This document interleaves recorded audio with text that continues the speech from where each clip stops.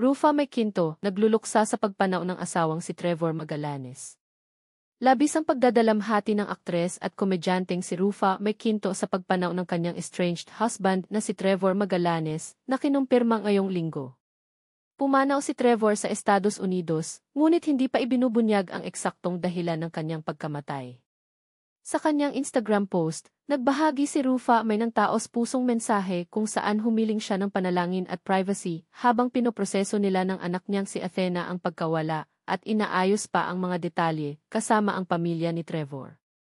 Sa emosyonal niyang pahayag, sinabi niya, "Lubos akong nalulungkot sa pangyayaring ito.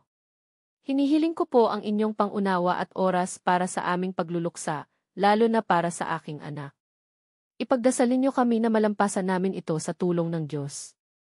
Nanawagan rin si Rufa May na iwasan ang mga haka-haka o maling impormasyon dahil maging ang kanilang pamilya ay patuloy pa ring kinukumpirma ang buong detalye ng insidente.